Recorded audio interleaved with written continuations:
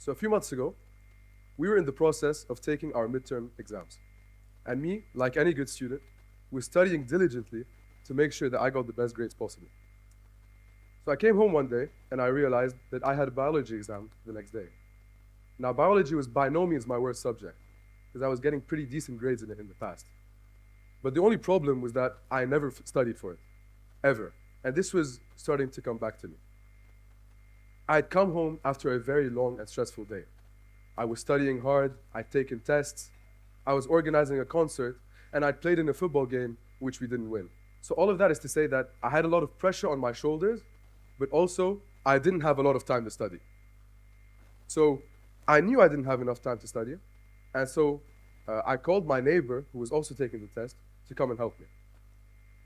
We decided that we were going to use flashcards to help us study, and the reason that we like using flashcards is because not only are they fast and efficient, but also because we get to keep score of what we get right and what we get wrong.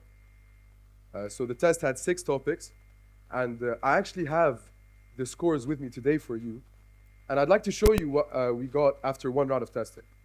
So after one round of testing, this is what my friend got. This is what my friend got, so she did very well. This is what I got. Yeah, it was not good. And this kept on for the whole night. The look of disappointment on her face, I swear it just kept growing on me, hour after hour. So eventually afterwards, she left, and what followed was one of the longest nights of my life. I stayed up until nearly 3 a.m., studying and revising everything that I could for biology, trying to catch up. By around 3 a.m., I'd memorized everything that I could have. I knew everything about the endoplasmic reticulum, the Golgi apparatus, the flagellum, and other words which I swear don't even exist in the real world. Day of the test comes, I sit down, I take it. And 2 weeks later, we get our grades. My friend who helped me study, she got this, and I got that. It's better than a 3 at least. So, if you couldn't tell by now, unlike my title, I'm not actually going to be teaching you how to pass the IB. Although it does feel like a lot of us need that right now. In fact, I'm not even failing the IB, truthfully. I'm sure you can imagine my mom's face when I told her the title of my talk. No. So while my title is a bit misleading, I do think that it shares a lot of parallels with what I'd like to speak with you about today. There's a lot of sentences that I see being articulated around our campus which are similar to that in my title. I'm sure you're all familiar with the sentences. It's stuff like, how will I pass this course? How will I memorize all of this in time for the test? Why did I pick this subject? What's the lowest grade I can get before my parents get mad at me? I've dealt with this one very often. And the most infamous one. Is Miss Abena going to delete my CAS experience? And I think that students sharing these sorts of sentiments amongst themselves is indicative of something a lot broader and a lot more widespread amongst schools in general. I believe that there is an underlying issue with schools and education, one which has persisted since the beginning of the concept of modern education itself. And I'm very confident that all of you will resonate deeply with what I have to say very shortly. There's a very interesting term that's being passed around the students in the school, and really every school these days. And that's the term locking in. What is locking in? Locking in means working hard to achieve what you need to do when you need to do it. When we were in grade 10 as students, we never needed to lock in. For us, we really did whatever we wanted to do, and the grades came easily. For me, at least, I never studied, and I had nearly perfect grades in school. So when the pressure, the workload, and the stress of grade 11 and the IB came around, it hit us like a freight train. We all did terribly in our first round of exams. Even my friend, who got a 6 out of 7 on her biology exam, she actually failed her math test, unfortunately. So, yeah. By then, we never had someone to really dive home how important it was to lock in until we had to experience it ourselves the hard way. By then, everything was difficult. Our lives were filled with pressure and expectation, and everything wasn't going to plan, like these slides. And everything was hard, nothing was working out, And I know that I'm complaining a lot. I understand. The truth is that, actually, okay, the IB is not that bad, to be fair. There's a reason that a lot of university students, there's a reason that a lot of university students do better than students of other curriculums in their first years of university. There's a lot of work and it's hard, and students need to adapt and learn how to manage their time and resources very quickly and efficiently. And we didn't do that, and that's why we struggled very deeply with our tests in those first few months. It's hard. And I've literally seen grade 12 students with gray hairs on their head, if they even have hairs on their head, to be fair. But I'm sure it's worth it, right? Yeah. Okay, so gray hairs, staying up until 3 a.m., studying hard, pressure. What do all of these have in common with each other? Well, they all have to do with the underlying disease that has plagued schools and institutions since the beginning of education itself. You see it amongst yourselves and amongst your children almost every day. I call it the disease of I don't care. And that is the issue with the pressure and the imbalance. We know that the point of school is to learn, to teach students. But there is a big issue when the students who attend these schools do not want to learn anymore, have no desire to do so. And this is so widespread. This issue affects students across every curriculum, across all nations in the world. It gets to a stage where students don't pick their subjects based on what they want to learn or their interests, but rather for the sake of fulfilling quotas set upon them by universities, peers, teachers, parents, and so on and so forth. Think back to all of the old people in the audience above the age of 19. No offense. Think back to your educational journeys from all those years ago. How were you first exposed to learning?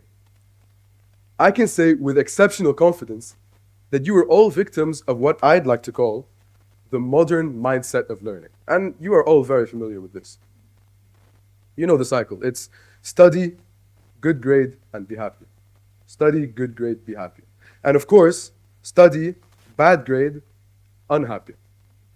Yeah, this is a cycle that plagues students and has plagued students for a very long time. And this cycle, well, it does something very unhealthy to students. What it does is that it creates this bad validation amongst them, where students focus more on the results and their grades rather than the whole point, which is learning and growing as students.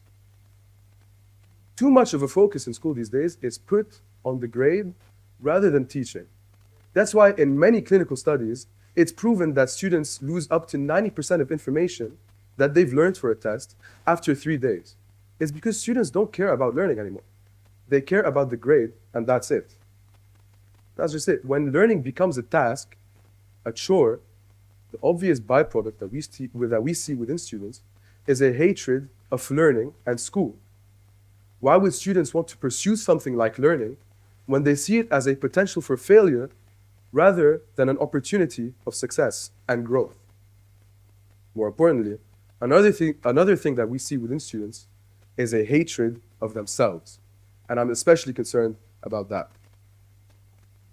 The pressure and the demand of school is something that really crawls into the skin of every student who takes it.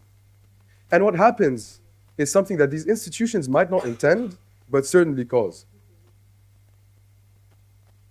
Because of school, every action that these students do, every decision, it matters, it counts. Students' value and worth is directly related and associated with the grades that they get, their efficiency, their output. I can speak from personal experience, from both myself and my peers, is getting to a stage where our only source of validation comes from the grades that we get in school. This is detrimental to our society. It sets adults up to think in a way where they are not fulfilled with the work that they do, where they don't learn how to be happy, how to let things go. it creates a society where the focus is not on growth and personal improvement and achievement, but rather only on the end result, the so-called grade, the output. And this leads people to live lives where they put too much focus on work, where there is no cohesion, where there is no balance.